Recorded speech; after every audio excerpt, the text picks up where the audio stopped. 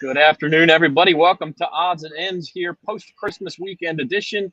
Zach Ewing along with Devin Jackson and Jim Derry. We'll be joined in a few minutes by Rod Walker, Times-Picayune sports columnist. And, of course, we will spend much of this hour discussing the Saints and the Dolphins coming up at 7:15 in the Superdome, a key game for the Saints, or maybe I should say what's left of the Saints, who have 24 players on the COVID-19 list, including their starting quarterback, Taysom Hill, including 3 key defensive starters, at least 1 key offensive lineman. It's not a pretty situation, guys. No, it's like nothing I've ever really seen, to be honest. So I mean, you have to be concerned if you're a Saints fan, but at the same time, the show must go on, and you hope that they know what boat they're in. They've been knowing probably before we've known, and so they have to come out with something extra and a special game plan. Yeah, and speaking of the show going on, I'm here at the Caesar Sportsbook, where it's seriously hopping. This is as crowded as I think I've seen it on a non-weekend, and that's just the post-Christmas crowd, people getting some extra cash and some time off, I guess, and having some fun with it. Long line at the Caesar Sportsbook here at Harrah's behind me.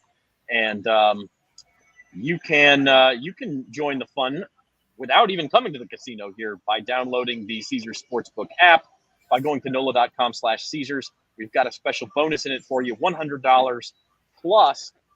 They haven't quite finalized this yet, but the week of launch, you're going to get an extra dollar for every point scored by the local teams that week. So they're going to have to see exactly when the launch is. It might be Pelicans, it might be LSU basketball, it might be the Saints if they're in the playoffs.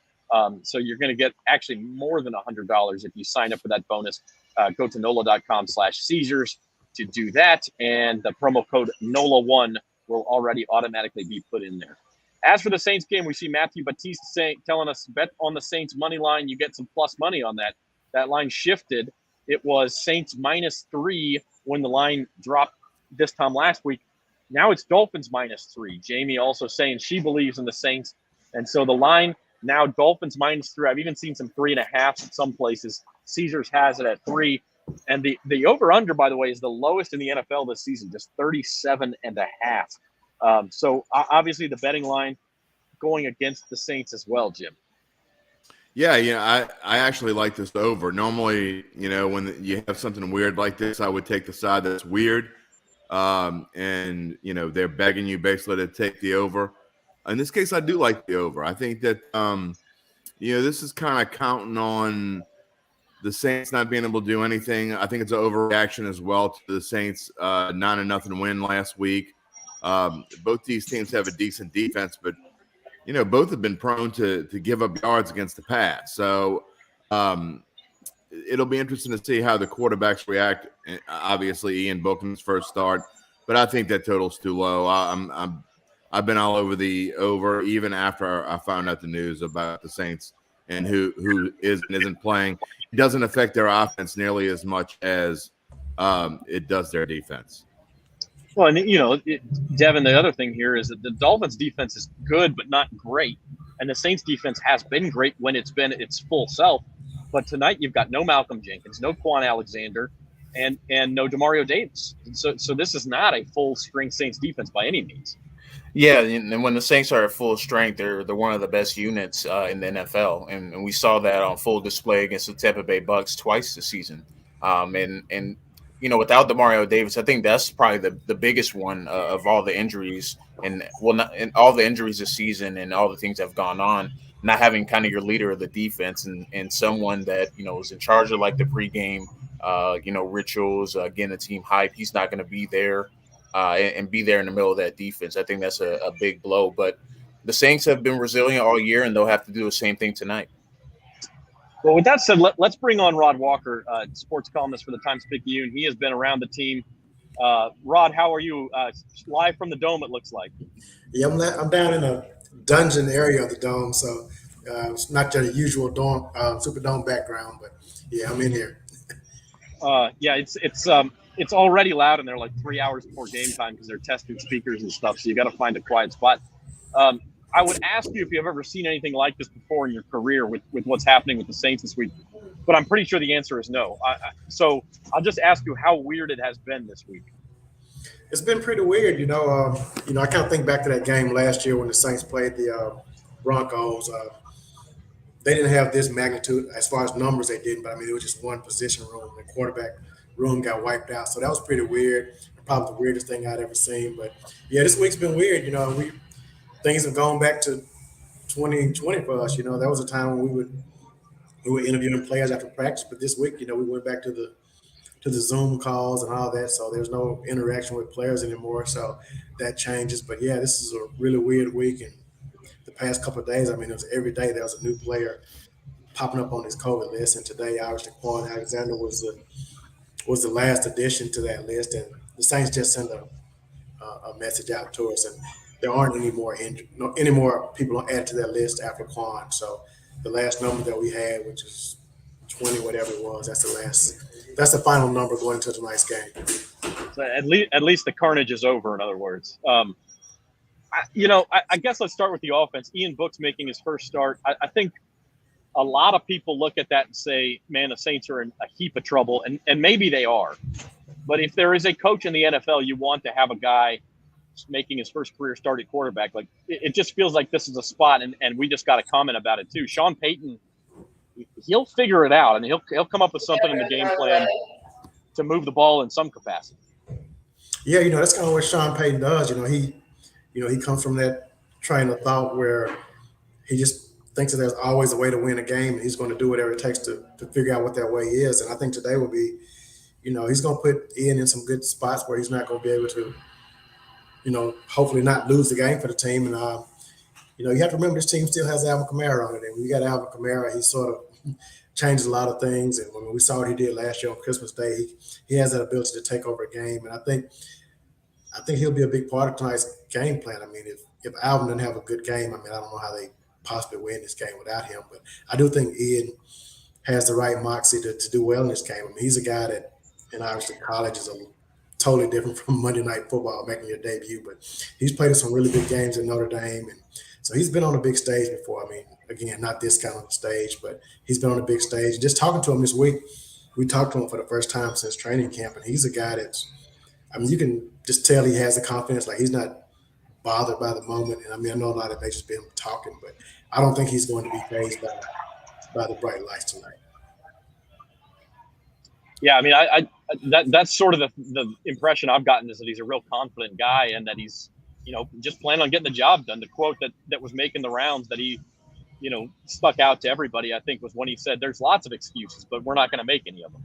Yeah, that was his thing. He said there are a million excuses and we're not going to use any of them. And, he's a guy, and I said this back in the preseason, and I don't want people to hear this quote and just jump all over it. But, he has a lot of Drew Brees characteristics. And I don't mean just how he plays, but he's an undersized guy who kind of plays with that same chip on his shoulder. And I just think that could, be big for a guy like this. I just think he needs to have that type of mindset that he does. And again, in the preseason game that he played in, he did okay, and we just have to see how he does tonight on the big stage. Rod, is there any chance that I know we're late in the game now, but is there any chance that any of the players that were on the list, especially some of the early guys, will be able to come off and play? Someone we might not know. Obviously, it's not going to be the quarterbacks. I think we'd know that by now, but any of the other guys that might be able to come off time. It doesn't look like it. We got an updated list, and it looks like, in fact, Amy just retweeted it. I missed it while I was answering that first question, but they didn't activate anyone off of the COVID list. So the list that we saw earlier today is the final list. And so they're going to be missing a big chunk of this team. Do we know who's going to take over Demario Davis's role as pregame hype guy? We don't. I tweeted that out on Sunday, I think it was, wondering the same thing. And personally, I think it'll be Mark Ingram, just because he's a guy that's been in the league for a long time. And I think he's the guy that probably would give the best speech. But C.D. Deuce will obviously be a good one as well. I think it'd be interesting. Yeah.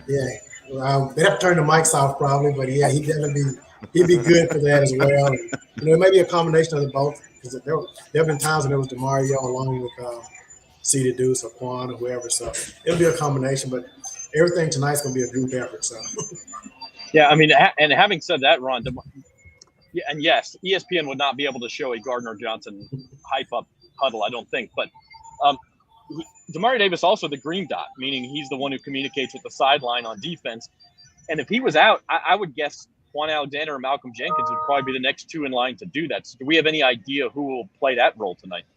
We don't, man. I mean, that's I don't know. Maybe I don't know Marcus Williams on the back end. I don't know. It's just we don't know a lot about what's going on. There's a lot of reshuffling, and they have to make a lot of adjustments, and not just on the defense, but they got to get some special teams guys. Some of these guys want to play some roles that they haven't played before. So I mean, it's going to be really interesting to see how they manage all this. And then I mentioned special teams, but special teams coach Darren Rizzi, he's out. So I mean, he's not even there to coordinate all that. So it's going to be just pretty chaotic, I would think, for 3 hours for Sean Payton and his staff tonight.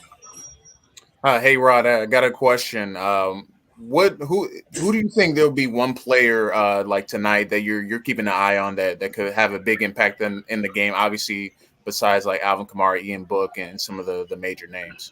I think to me the biggest concern tonight. I mean, obviously Ian Book is what everybody's talking about. He's playing quarterback, but the linebackers is the big question mark. I mean, without DeMario and Quan, and we know how good this defense is with DeMario. We haven't seen him without DeMario in 4 or 5 years. So we know how good he is. We know how good Quan is. So guys like Pete Werner and Zach Vaughn and Andrew Dowell. I mean, Andrew Dowell's kind of been more of a special teams guy.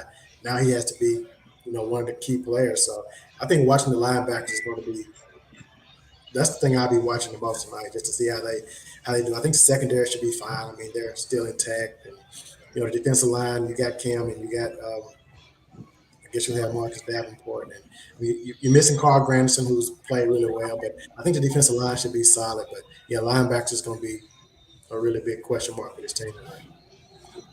Looking at the bigger picture, Rod, the Saints and Dolphins are both similar in that they've each had 5-game losing streaks, but each controls their own destiny for the playoffs. Which I don't know how often that ever happens in the NFL with just a couple of weeks left that you can say, yeah, if we keep winning, we're in, despite that 5-game losing streak. That just goes to show the resiliency, I would think, of both teams. Yeah, it does. I'm obviously the Saints bounced back and had the 2 big wins. Well, I don't know if you call it the Jets a big win, but they had a win against the Jets and a win against the Buccaneers. And then on the other side, you look at the Dolphins. They won 6 in a row, and I mean, they haven't beaten any. I mean, they beat the Jets twice, the Giants once, Panthers once, Texans once, and the Ravens. Now that was a good win. Lamar Jackson was playing, so I mean, you have to credit them for beating Baltimore, I guess. But I mean, they haven't beaten any great teams in that streak, really. So, but they won 6 in a row, which is hard to do in this league, as everybody here knows. So, if they can carry that momentum, they're sort of catching a break here. I feel like. I mean, we saw the line move this week. If the Saints are healthy, the Saints are the favorites. But I mean, the Dolphins are sort of catching a break with all these COVID issues. So, yeah, they both have something to play for. And yeah, crazy as it sounds, the Dolphins are still mathematically in the race for the AFC East title. I mean, obviously New England would have to lose out, and I mean Buffalo would have to lose out in New England. I think they play head to head one time. So the Dolphins they still have a shot. I mean, it's not going to happen, but they do have a shot. So that's pretty impressive considering what they've gone through this season, especially when they started off so rough. Yeah, we'll bring up yesterday's results here, or this weekend's results. We have the Thursday and Saturday game on there too. But yeah, just to your point, any win is a good win, I think. The Texans had COVID issues, and we're still able to beat the Chargers as 13-point underdogs. The Ravens have played well on offense without Lamar Jackson, but their defense has gone haywire. So, right. When it's any given Sunday is the old cliche. But when you look at this list, Rod, was there a result yesterday that sticks out to you as either a surprise or something particularly meaningful? Oh, no doubt the biggest surprise on that list was the one at the bottom of that screen. I mean, I don't think anybody saw that coming when you look at – and I can't remember what the Texans numbers was. I think it was 19. I mean, it was very similar to what the Saints are facing tonight. and for them to beat the Chargers, I mean, that was pretty impressive. And I think obviously you look at what Cincinnati, not just that they beat the Ravens, but I mean you look at the numbers that Joe Burrow put up with 525 yards or whatever it was, fourth most in NFL history. I mean, that's really incredible that he was able to put up those kind of numbers against anybody. So that one really surprised. I mean, yeah, I mean how they won surprised me. Look at the other ones. I don't know if any of those really surprised me. I thought the Colts would beat the Cardinals. I just think the Cardinals are like in a rough spot right now. So I wasn't really surprised by that one. I thought the Titans at home, I like their chance of winning that one as well. So the two that stick out to me would definitely be the Texans over the Chargers and the Bengals over the Ravens. What's the attitude with the Saints? They get this loss from the Vikings yesterday that they needed. With everything that's gone wrong this year, it still feels from the outside looking in to me like this team's pretty confident and they think they can not only get into playoffs but maybe surprise some people. Yeah, and I think that goes back to what we said earlier about the defense. I mean, I think we have the defense playing that well. You always feel like you have a chance. And this is a team that, I mean, we keep talking about it. I mean, they just haven't been healthy all season, so they feel like if they can ever, get some of these guys back, at this point you're really talking about the Teron and Ryan Ramczyk. You get your two tackles back, you feel like the offense making, be a little better, and you got a chance. And, who knows what's going to happen tonight. Ian Book may have us. He may be the biggest story of the season after tonight. I mean, if he goes out there and lights it up, I mean, everything changes about what we're talking about. So I think the team, they do have confidence because they're still in it, and they know they haven't been dealt the best cards this season. They're still in the thick of the playoff race, and basically they control their own destiny out. I mean, they win out, they're probably going to be in. Yeah, that is true. Well, Rod, while we have you just for a couple more minutes, I want to get your thoughts on college football too. I know you dabble in the gambling world sometimes. These New Year's Six lines, particularly the semifinals, Alabama is 13.5-point favorite over Cincinnati, and you see Georgia 7.5-point favorite over Michigan. Who do you like against the spread in those games, and do you see either one being a straight up upset? Yeah, and I don't know if you want to ask me about spread. If anybody who's been keeping up with our contest in the paper, they see I'm toward the bottom, so I'm not sure if I'm the right person to be asking this question. That's probably a Jim Derry question, but I'll chime in anyway. I think Michigan really has a good shot at beating Georgia. I mean, I don't know if it'll happen, but I just think the way they're playing right now, those 3 wins to the end of the season, I thought they were really, really dominant. As far as Cincinnati, I can see Cincinnati covering the spread. I don't think they'll beat Alabama, but look at how well they played against Georgia last year in whatever bowl it was. I mean, they played really well. So, I think Cincinnati has a good chance of covering, and I think Michigan could actually win outright. I wouldn't be shocked at all if Michigan got to the championship game. And on the flip side of that, I wouldn't be shocked if Georgia won the whole thing either. So that I'm really looking. I guess what I'm basically saying is I'm really looking forward to seeing Georgia and Michigan on Friday. Yeah, that'll be a good one in the Orange Bowl. And then just to switch back to the pros before we let you go, we've got odds to win the Super Bowl here as well. This is just obviously your top 8 teams, it looks like. Who on here has the best value in your eyes from what you've followed in the league? Man, I really like – I was actually thinking about this yesterday. Like, if I had to bet on which 2 teams to go, I think I would probably go with – and this is kind of based on how they're playing now and just kind of what I see as far as, just how they're doing. I think the Rams and Bills would be the 2 teams. I just like where Josh Allen's doing right now. And I think the Rams are starting to sort of figure things out. And, they had a couple of games with some injuries and stuff. But I think, once you get Aaron Donald and Jalen Ramsey, they're back now. And I think that would probably be my pick. I mean, I know Buccaneers is a safe pick, and I know the Chiefs are starting to peak a little bit. But man, I'm kind of leaning towards the Rams and Bills. That's good. We don't like safe picks. Safe picks are boring. Right. And I think Aaron Rodgers will be, if he gets another shot at it and they're at Lambeau again, maybe they don't let it slip through their fingers this time. But it's a really interesting race this year. I think it's a lot of good teams that can win. Zach, I got to tell you that I think Rod's a genius. He just mentioned my 2 preseason Super Bowl picks, Rams and Bills. So why not? I mean, just because it's Week 16, Rod, there's plenty of room on the bandwagon for you. We'll have you on. Yeah, when the season started, I think I I think I predicted the Titans. Maybe I was just kind of all in on the Julio Jones and AJ Brown. I was like all in on that and Derrick Henry. And if he comes Derrick back, Henry's coming back. If he comes back and I think they're still in the mix as well. So there's some really good teams that are in this thing. Just looking at the predictions that all our Saints writers had in the Times-Picayune this morning, we'll end with this, Rod.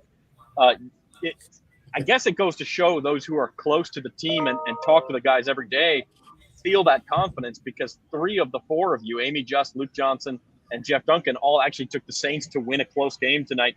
You went the other way. You went with the Dolphins by 3, which is right on the spread. How are you thinking this game goes down, and sort of explain that pick? I actually went back and forth on the pick. I wouldn't be shocked if this game went either way. And a lot of that, I think, is people who have been around the Saints just know how resilient they are. But, I mean, if you're just an outsider looking in, had no affiliation with this team, and you just looked at what you saw on paper, I mean, you just think all these COVID issues are going to, you think it'll catch up with this team. And that's what I just think will win out at the end. And I just think the attrition is going to end up hurting the Saints at the end of this game. But, again, I wouldn't be shocked either way if it went either way. But I do think missing those linebackers is going to really be tough. And I think the Dolphins will do whatever they can to avoid that. Yeah, I mean, it's a hard game to predict. Look, we're going to do it here in a few minutes, and it's without knowing exactly any of the guys who are playing and not having seen them much before. It's difficult. So, Rod Walker, we do appreciate it. You got a little less than 3 hours. That elevator's pretty slow, so you better get up there. And we will talk to you tonight from the Superdome. Thank you. All right. I'm looking forward to seeing y'all's picks, man. Make sure I'm not the only one picking the Dolphins here. All right. And I don't think you will be, but that would be – we're not that big of homers here. So thank you, Rod. All right. Thanks, man. All right. That's Rod Walker from the Times-Picayune. Again, the Dolphins 3-point favorites against the Saints tonight. We will pick this game at the end. But let's take a look back at those results. I want to give you guys a chance to talk here like we did with Rod. Obviously, the shocker of all shockers, if there was any survivors left who took the Chargers, that's a heartbreaker to lose on. But, look, it's the NFL, right? Oh, for sure. I mean, you never, I think we've learned over the past 6 to 8 weeks, since we didn't have any upsets the first 6 or 7 weeks of the season. And since then, there's been one major upset at least every week. And I can tell you that by looking at the people in my knockout pool and what's happened to them. So I'm going to be surprised there isn't one every week. So that's why when you look at, who has to win, who has to lose for the Saints to go to the playoffs. So, you talk about them controlling their own destiny. We'll get into the picks in a little bit. Realistically, they have to go 10-7, 9-8, but something major would probably have to happen for them to go 9-8 and get in. But so you just can't figure things out. And I guess that's what's the most fun about this season, as crazy it is and as weird as it is with COVID and all the other issues that are going on. You just never know what's going to happen from week to week.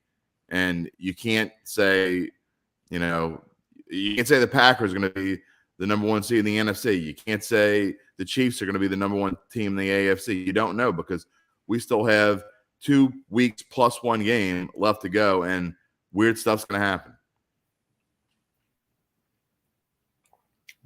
I think Zach is muted here. But yeah, it's weird from week to week. And I was just thinking, with all this kind of COVID things going on, I mean, there's no guarantee that you get a 2nd or 3rd seed that they're going to win in the first round of the playoffs.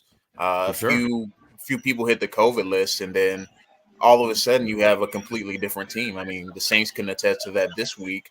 We don't know what's going to happen going forward. So I think this is going to be the most interesting season for sure. It's going to be probably upsets in the playoffs. I would expect as well. I mean, it's kind of been serving true over the last 5 or 6 weeks in the NFL, and I wouldn't be surprised that could carry it over into the playoffs. So at this point, it's almost starting to get like March Madness. You get in the dance, anything can happen from there. So we'll see what happens over the next few weeks. But in terms of surprises from Sunday, I would say the biggest surprise is the Bills pulling away from the Patriots. I thought, Patriots worked themselves back into the game. Bills have been in that spot before, and we saw what happened against the Bucs and some of the other games they lost this year. Josh Allen looked really good down the stretch, and that's exactly how you want your quarterback playing with the playoffs nearing and trying to clinch an AFC East title. So Bills are definitely the team to watch in the AFC in terms of if they start to put things together. It could be a real Super Bowl chance for them this year after kind of being disappointing over the last 5 or 6 weeks. Yeah, I mean, I think you guys nailed it. The only thing that's for sure is that we won't be able to predict it. Now, it is interesting, though. I was playing around with the playoff predictor on ESPN. If the Saints win out, they're in. Okay, they control their own destiny. So 10-7, that Vikings loss helped them out. They are in yesterday.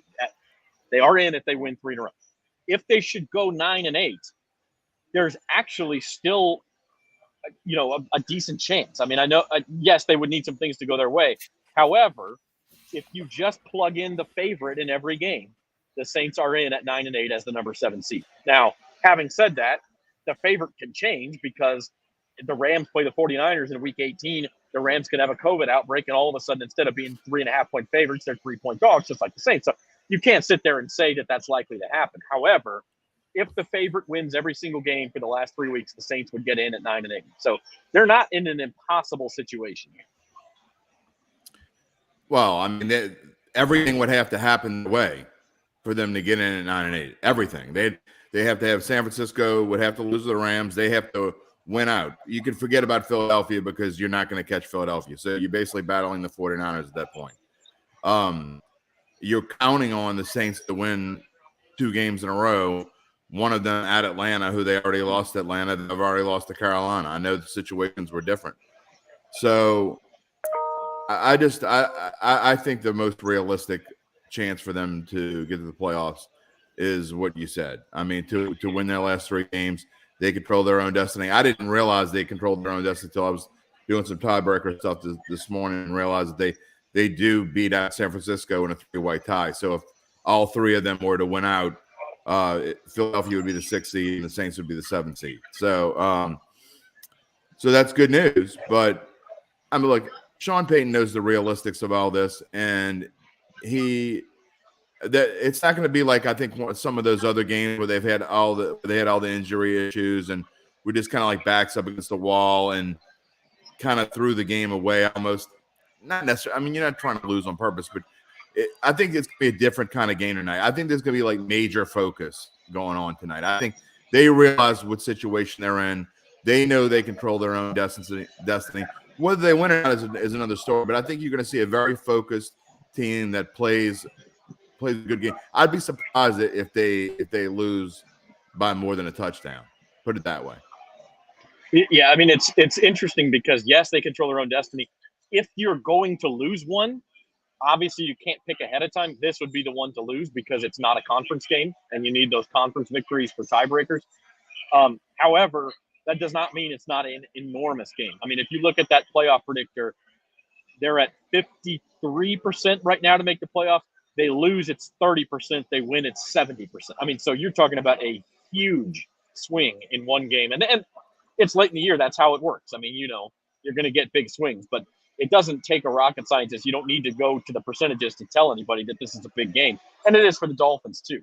Dolphins' chances are a little bit tougher because they still have some tough games left. They're at Tennessee, and then they host New England. And so their chances to win out are not as good as the Saints on paper anyway.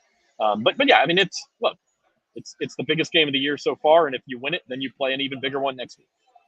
One thing, Zach, too, is the AFC is tougher to get in because if you remember that all the AFC teams had 9 home games this year.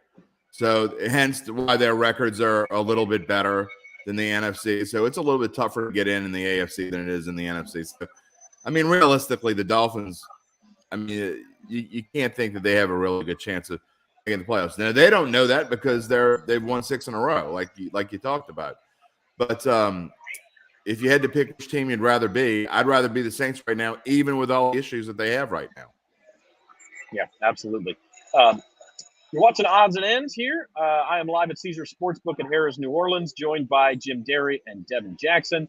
Drop us a comment on Facebook or YouTube. Give us a like or a subscribe. And be sure to catch all our videos. We'll be back 3:30 tomorrow with the Fantasy Roundup. Myself and Spencer Urquhart. It's Fantasy Football Championship Week. And then on Thursday at 4 o'clock, we will have At the Book, even though since we're at the book for today's show, we will not actually be back at the Sportsbook on Thursday, but still we'll preview the weekend and a lot of college football games. And we're going to get to some college football here in a minute. I did want to talk, we showed them when Rod was on, but the Super Bowl odds. And you talked about, Jim, the Rams and Bills were your picks.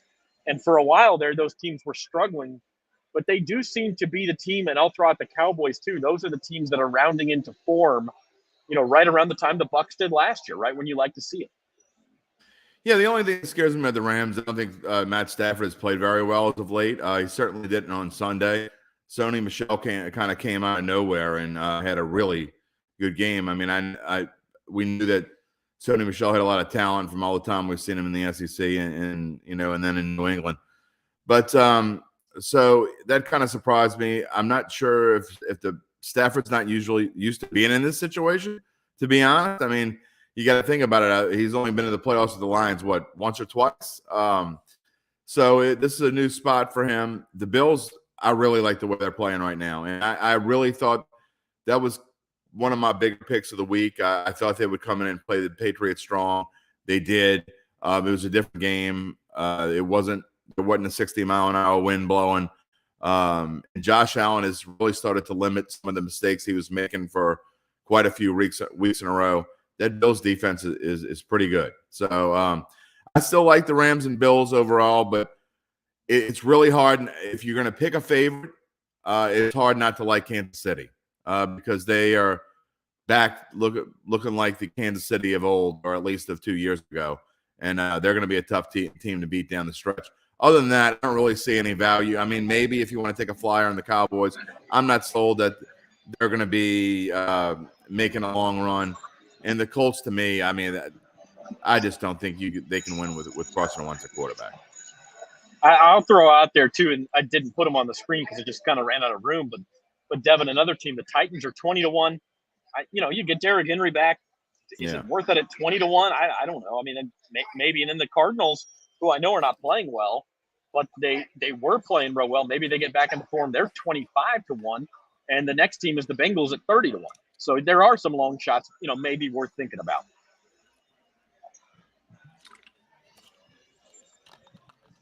Devin, when you look at sorry about that. I was muted. I started talking and then realized I was muted. But I would take, if there was a long shot on the board, I would take the Colts. I mentioned them a couple of weeks ago as a team starting to play well.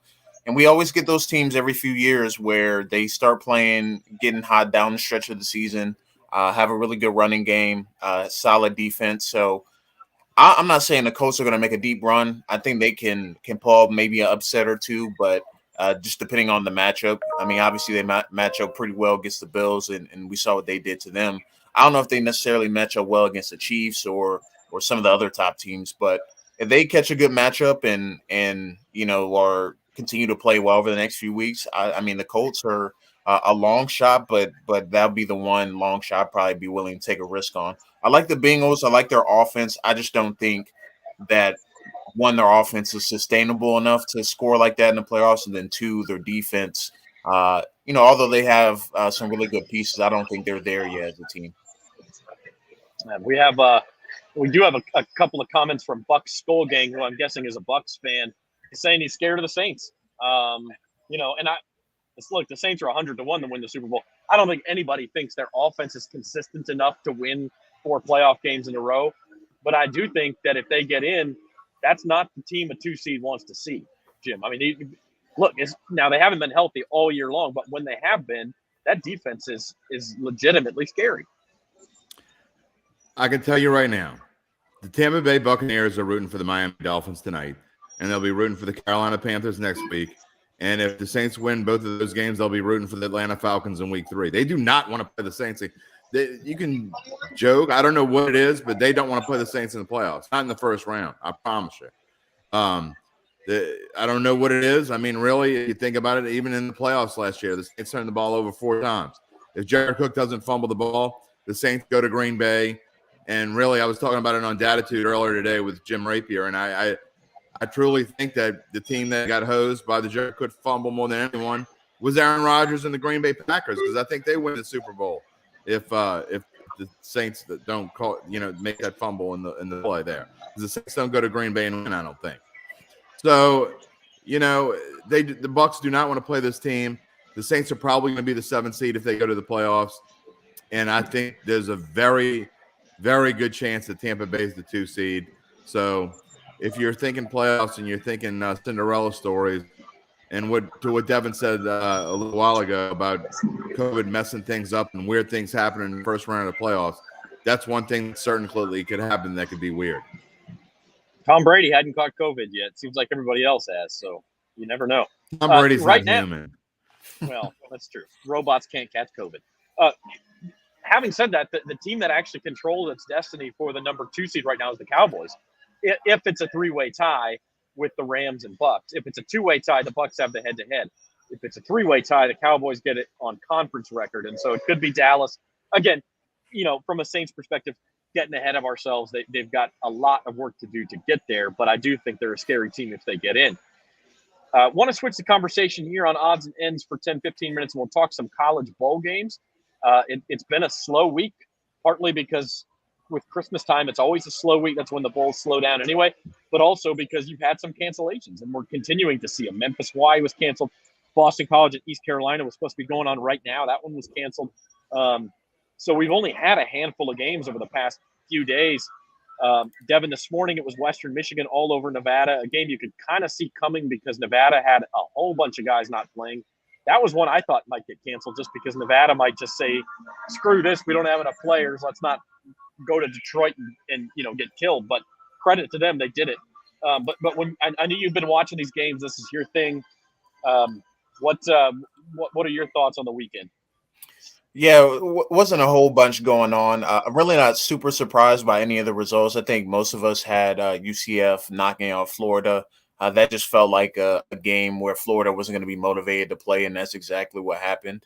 And UCF came out ready to play and beat Florida thoroughly in the trenches. So that game wasn't too much of a surprise.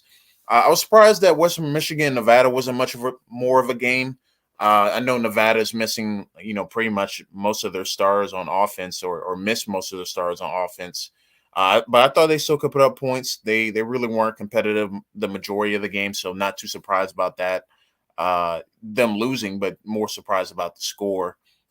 Surprised about Ball State. I did take them in big bucks to cover, and they didn't even get close to that. So was a little disappointed by their output in the bowl game. But I did mention in the bowl picks column that Georgia State was playing much better and playing like one of the better teams,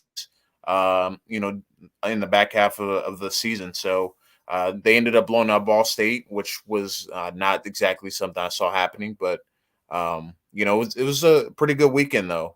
It's going to be even better. Tomorrow they got like 4 or 5 games on and pretty much spanning the whole day. And then obviously later this week we have the New Year's 6 bowl games and the playoff game. So it should be a good week upcoming for college football.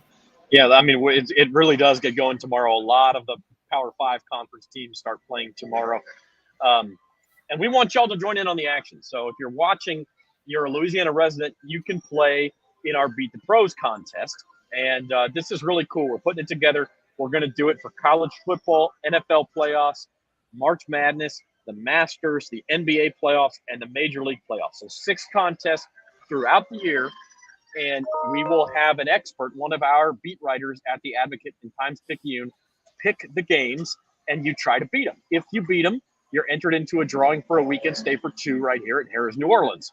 You can stay at the hotel right across the way. You can come in here and play in the casino, and it's pretty cool, honestly. And then if you play in all 6 contests and you are the season-long winner, you win a trip for 2 to Caesar's Palace in Las Vegas. So that one that's the big prize, and it all starts this week.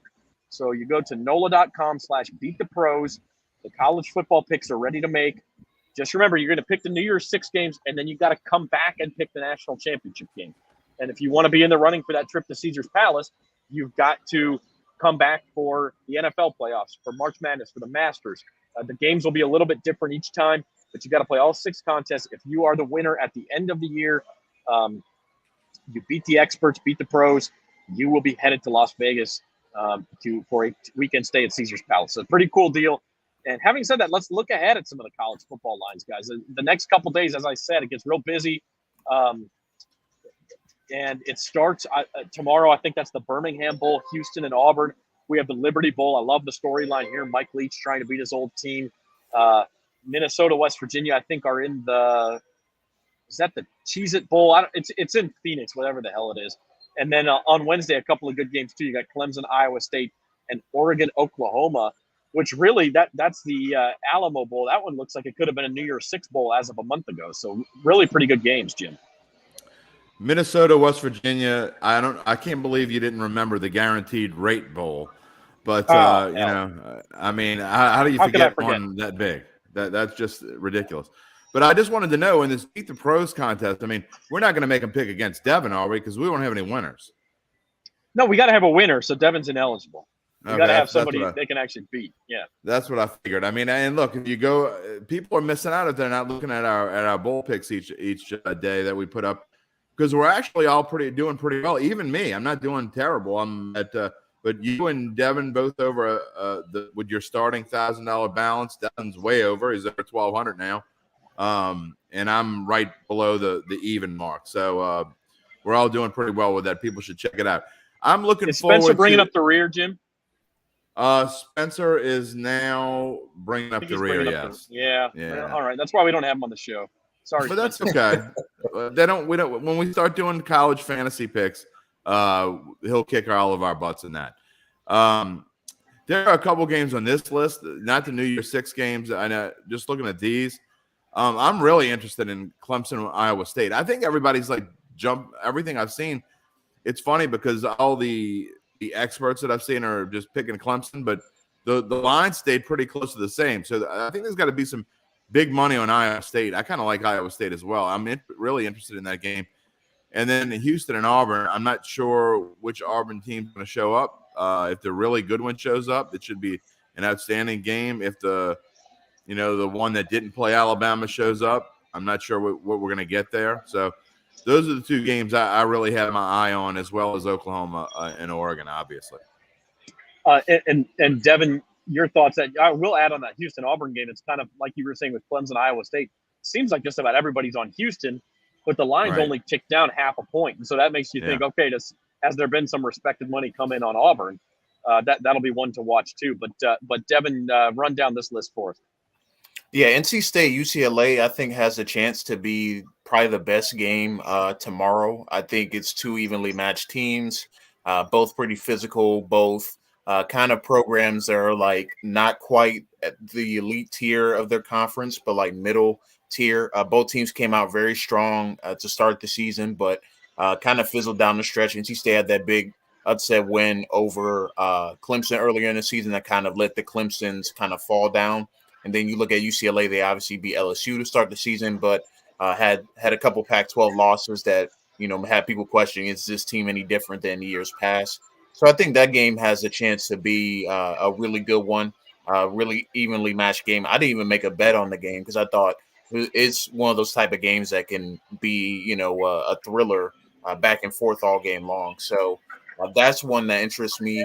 And then I'm interested to see what happens in the Clemson Iowa State game.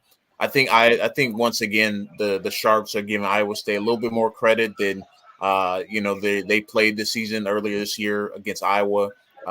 They were favored in that game, and Iowa beat them pretty soundly. I think Clemson will come out motivated. They didn't get back to the playoff, but people were starting to write them off as not a good program anymore. So I expect Dabo and Clemson to come out with some fire and play a really good game in that one. One of my favorite things about this bowl season, because most of these games are exhibitions. Let's face it, not if you got money on them, but they are what they are. There were going to be 4 straight bowl games played at baseball stadiums, which is like just the weirdest, most trivial thing ever. But it was the Fenway Bowl tomorrow or on Wednesday. SMU and Virginia got canceled, so that ruined it. But there's still 3. That UCLA, NC State, the Holiday Bowl this year is at Petco Park because the old Qualcomm Stadium in San Diego is under renovation. Then you have that Guaranteed Rate Bowl. That one's at Chase Field, the Diamondbacks. And then you were going to have Fenway Bowl on Wednesday, and then the next game is the Pinstripe Bowl, Maryland and Virginia Tech. That one's at Yankee Stadium. So it's just kind of a cool get to see football in some different places. I want to see the Wrigley Bowl. Oh, yeah. Well, didn't Northwestern play a game in Wrigley a couple years ago? They did, and obviously the Bears, way back before any of us were really watching football, played in Wrigley Field. I want to have a bowl game at Alec Box Stadium. That would be outstanding. Let's do it, man. Let's do it. Moving ahead to the New Year's Six. It starts Thursday. That's the Peach Bowl, Pitt and Michigan State. The ones that are starred there are your CFP semifinals, of course. And then on Saturday, on New Year's Day, you have the Fiesta Bowl. I don't know why they put the West Coast game first. I guess it's because the Sugar Bowl's always last, but it's the Fiesta Bowl, Rose Bowl, and Sugar Bowl. Outside of the semifinals, because we're going to talk a lot about those on Thursday's show, so let's hold off our picks on those. Any of the other New Year's Six bowls, these lines interest you guys? I think the Ohio State-Utah one interests me. Ohio State had one of their top receivers opt out for the draft, so that may affect the game just a little bit. I also think Utah has played tremendously against the spread when they're not favored this season as well. I would be interested in taking Utah plus 6.5 in that one. I think they're going to be a little bit better than what people are expecting them to be. Ohio State, I think, is still a really good team, but they struggle against teams that kind of implement that power running game. They struggle with it all year long against Michigan, against Oregon. So I think Utah can run a little bit on Ohio State and kind of control the clock and keep it within that 6.5 point threshold. So I think that's the one game I think would be a good bet to place on Utah. I think Utah has a chance to cover that spread and make it a really good Rose Bowl game. I don't have a pick on it, but the Sugar Bowl is I don't know where to go with that game. But Dave Aranda versus Lane Kiffin is a super interesting contrast of coaching personalities. I think it is as well. That's one that I'm looking forward to.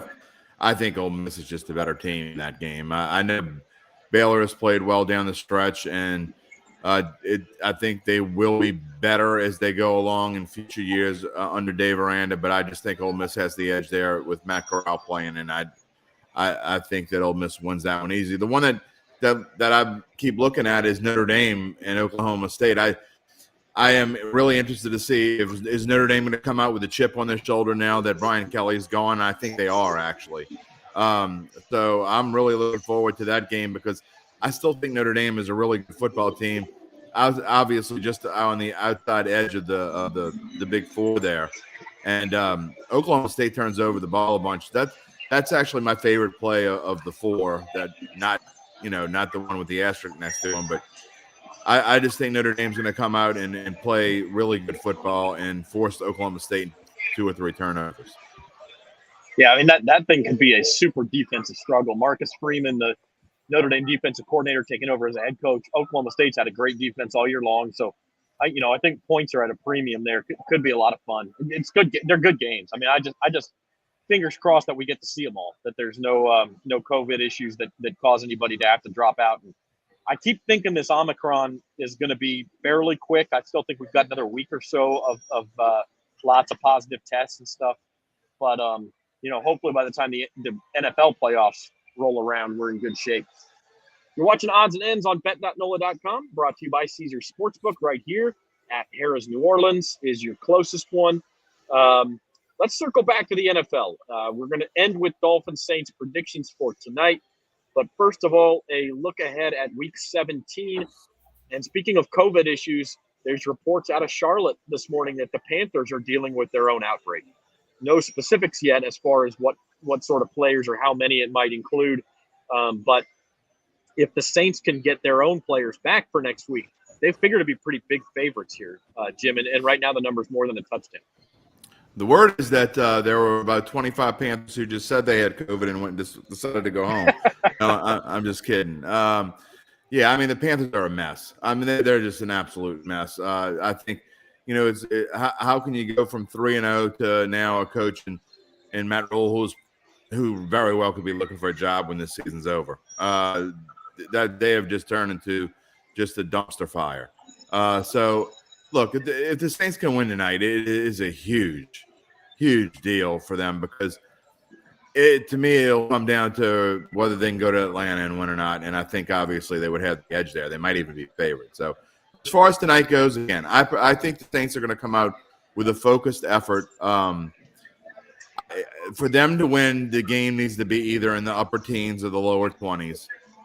With that, I do think they are going to find some kind of way to win. I don't know why I think this, because normally in a situation like this, I'd be on the other side. But I just think they're going to come up with some kind of game plan and some kind of weird way to pull this thing off. And so I'm going to say Saints 19, Dolphins 17. But you bet the over. I don't know. I'm just I don't know. It's just what I felt 3 days ago is different than today. That's why it's so hard to handicap, especially during. I mean, how can you handicap during COVID times? You know, we're making picks on Tuesdays and Wednesdays, and even on Thursdays when games happen 4 days later. You both know. I mean, how could I possibly know that Demario Davis and Quan Alexander aren't going to play? Yeah, I agree with you, and I actually agree with you on the over as well. I don't know. You could say it's very difficult. You could say, okay, let's say 20-18. How's that? There you go. I like that better. I just like the continuity. You're right. You're right. Let's throw those Week 17 lines back up one more time. I just want to point out there's a couple of really, really interesting games like that. As a neutral, Chiefs Bengals. I mean, come on! After what Joe Burrow did last week, that's a game you just got to see, right?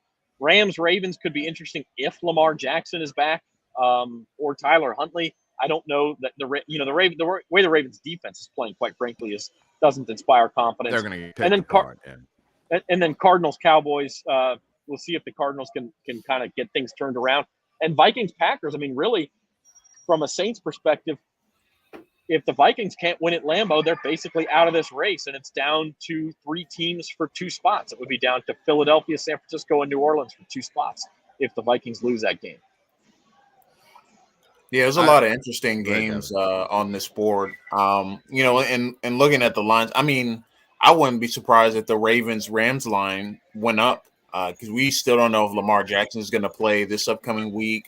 They got more injuries and more people in the COVID list for the Ravens. So I don't know. The Ravens have, after looking really good to start the season, they may be on the outside looking in for this playoff race because they had got hit with all the injuries and all COVID at the wrong time. I mean, they've really dropped the ball this last half of the season, and whether it's going for 2 to win games or going for 2 and kind of put themselves in a hole. They have struggled really down the stretch. So that game, that'll be a line to watch. I would try and get it early because I really do think that line is going to go up by the end of the week. As crazy as the NFC playoff race is, the AFC is probably crazier. The Chiefs are the only team that's clinched the playoff spot. You have 4 teams at 9 and 6. And then if the Dolphins were to win tonight, you'd have 4 teams at 8 and 7, plus the Steelers are 7-1. So, you have 9 teams within a game and a half of each other for the last, 4 playoff spots. So it's like just complete insanity in the AFC. And we'll talk about odds to make the playoffs on Thursday. It's a good time to do it because there's no Thursday night game this week, which I blame Devin Jackson for, quite frankly. All right. So Jim went 20-18 Saints. Devin, what is your official prediction for Monday Night Football tonight? I'm going to go the Saints to win as well. I'm going to go 24-17. I think the over hits, and I think they're going to run behind Alvin Kamara and kind of that and let him lead the game. And I think Ian Book plays okay and plays mistake-free football. Doesn't do anything spectacular, but does just enough to move the football up and down the field. All right. I'm going to ruin the continuity because I feel like we can't all 3 pick the Saints. I'm picking the Dolphins. I actually there was a guy in the Dolphins jersey who walked by about 10 minutes ago, and I overheard him shouting that he bet the Saints money line. And I don't know if that was just to get people off his back, or if it's just the thing that brings us all together as sports fans is you never have confidence in your own team. you always think the sky's about to fall. So I don't know. Maybe that's what it is. But I just, look, maybe Ian Book is the second coming of if not Drew Brees, then at least a capable NFL starter. I don't know. Maybe he is. Maybe Alvin Kamara has a big game. Maybe this defense is deep enough. But that's a lot of maybes for me. And I'm taking the Dolphins. I think the Dolphins will – it's going to be similar to the games we saw in the Saints' 5-game losing streak where they played pretty well for a couple of quarters. They get, especially on defense, they stay in it. But by the time they get it going on offense, the defense is worn out, and that's that. And I'll take the Dolphins 27-16. How's that? No. They can't score 22. That's too many points for Tua. They can't score 27. That's way too many. No, fantasy football has no bearing on my handicap. Oh, that's not right. You need to refigure that a little bit. That doesn't work for me. It's 27-16 with a defensive touchdown. Okay, all right. Well, that maybe I can live with. We'll say this before we go off the air, Zach. Just put this in your little memory bank. Tom Brady, 6th-round pick. Ian Book, 6th-round pick. Tom Brady. Who the hell is Tom Brady? Drew Bledsoe, 10 years, $100 million. And next thing you know, Tom Brady is taking over the team. So who knows what you But no pressure, Ian. No pressure. No, none at all. None at all. I think he's got plenty of pressure. Although I have to say, he's saying all the right things. He sure seems like he wants the spotlight. We'll see how he performs tonight. Saints and Dolphins at 7:15 on ESPN. Follow us along on NOLA.com. We'll have all the coverage. And on bet.nola.com, we'll be back 3:30 tomorrow, Fantasy Roundup. And the three of us will be back at 4 o'clock Thursday for At the Book. Go to NOLA.com/Caesar. Sign up for the Caesar Sportsbook app. Get your bonus today. And until next time, Jim Derry and Devin Jackson, I'm Zach Ewing. We'll see you next time.